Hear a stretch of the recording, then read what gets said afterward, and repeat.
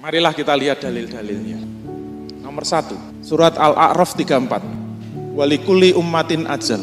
Fa iza jaa ajaluhum la yastakhiruna sa'atan wa la yastaqdimun. Kita perhatikan betul-betul ya. Tiap-tiap umat memiliki ajal atau batas waktu. Maka apabila ajal telah datang, mereka tidak dapat mengundurkan walaupun 1 saat, 1 detik, dan tidak dapat memajukan walaupun 1 detik. Berarti ajal kehendak Allah, ketetapan Allah. Nomor 2, ma asoba mim musibatin fil ardi wala fi anfusikum illa fi kitabin min qabli an nabraha inna zalika 'alallahi yasir. Tiada suatu bencana pun yang menimpa di bumi dan tidak pula pada dirimu sendiri, melainkan semuanya sudah tertulis di dalam kitab di Lauhil Mahfuz sebelum kami menciptakannya. Jadi sebelum seluruh alam semesta diciptakan, semua catatan sudah ditulis selesai, termasuk surga nerakanya, sudah ditulis semua. Sesungguhnya yang demikian itu adalah sangat mudah bagi Allah. Terus, qul la yusibana illa ma kataballahu lana wal maulana wa 'alallahi falyatawakkalul mu'minun. Katakanlah, sekali-kali tidak akan menimpa kami melainkan apa yang telah ditetapkan oleh Allah bagi kami. Dialah pelindung kami dan hanyalah kepada Allah orang-orang yang beriman itu harus bertawakal. Jadi tidak ada yang menimpa kita, tidak ada bencana kecuali semua sudah ditetapkan oleh Allah. Terus, la ya'zuhu anhu misqalu dzarratin fis samawati wala fil ardi wala asgharu min zalika wala akbaru illa fi kitabim mubin. Tidak ada yang tersembunyi daripadanya sebesar zarah pun yang ada di langit dan yang ada di bumi. Dan tidak ada pula yang lebih kecil dari itu dan yang lebih besar, melainkan semuanya sudah ada di dalam kitab yang nyata, yaitu dalam kitab Lauhil Mahfuz. Semua sudah ditulis, baik yang besar kecil, tersembunyi maupun yang nampak. Terus, wa huwallazi yatawaffakum bil laili wa ya'lamu ma jarahtum bin nahari tsumma yab'atsukum fihi liyuqda ajalam musamma tsumma ilahi marji'ukum tsumma yunabbi'ukum bima kuntum ta'lamun. Dan dialah yang menidurkan kamu di malam hari, dan dia yang mengetahui apa yang kamu kerjakan di siang hari. Kemudian dia membangunkan kamu pada siang hari untuk disempurnakan umurmu yang telah ditentukan. Kemudian kepada Allah lah kamu kembali. Lalu dia memberitahukan kepadamu yang dahulu kamu kerjakan. Ini coba kita lihat. Siapa yang menidurkan?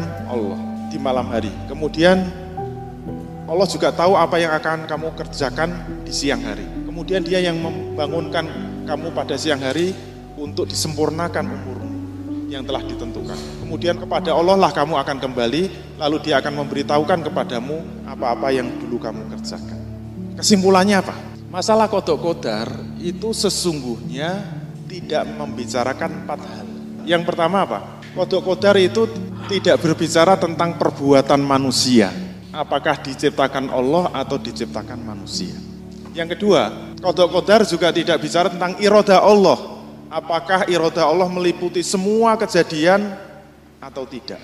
Yang ketiga, ilmu Allah, apakah sudah mengetahui sebelum dan sesudah kejadian atau tidak. Yang keempat, kitab Lauhul Mahfuz, apakah sudah mencatat semua kejadian dan tidak mungkin dirubah lagi atau tidak. Pertanyaannya mengapa? Saya ulangi, ternyata qada qadar itu tidak membahas 4 hal.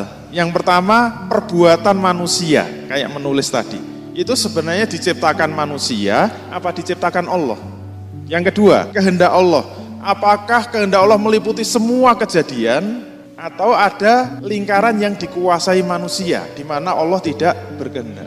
Yang ketiga, ilmu Allah. Apakah ilmu Allah itu sudah mengetahui yang telah terjadi, yang sedang terjadi dan yang akan terjadi, atau hanya yang sudah terjadi saja, yang belum terjadi Allah tidak tahu. Yang keempat, kitab Lauhil Mahfuz. Apakah mencatat semua kejadian dan sudah tidak mungkin dirubah atau masih ada yang bisa dirubah.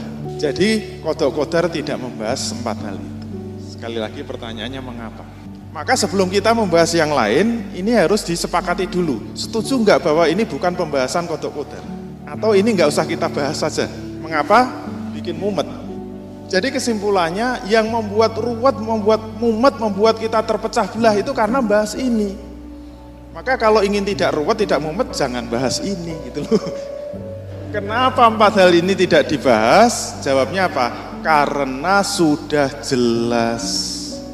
Dari mana jelasnya? Dari dalil-dalil yang saya baca tadi. Dalil-dalil yang saya baca tadi itu menjawab semua pertanyaan ini. Kita ulangi nomor 1. Perbuatan manusia diciptakan Allah apa diciptakan manusia?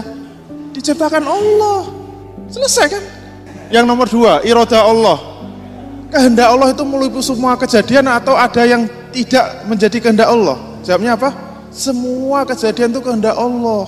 Tidak ada yang tidak. Clear kan? Nomor 3, ilmu Allah. Apakah ilmu Allah mengetahui semuanya termasuk yang belum terjadi atau ada yang tidak diketahui Allah? Jawabnya apa? Semuanya sudah masuk ilmunya Allah. Nomor 4, kitab Lauhul Mahfudz sudah mencatat semua dan tidak bisa dirubah lagi. Sudah dicatat semua bahkan sebelum alam semesta ini diciptakan. Sudah selesai ditulis semua. Berarti Qadha Qadar membahas apa? Membahas yang belum jelas. Sebenarnya diskusi kita itu terjebak dengan objek yang kita pikirkan. Berpikir itu 4 syarat ya kan. Ada fakta yang terindra, ada otak dan ada maklumat asabiko. Kuncinya itu sebenarnya di situ. Dan berpikir ada yang langsung, ada yang tidak langsung, yang gaib. Semua kuncinya di situ. Nomor 1, ciptaan Allah.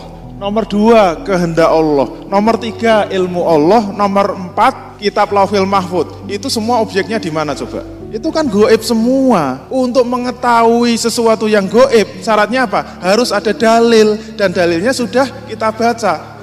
Berpikir tingkat 2 kan begitu.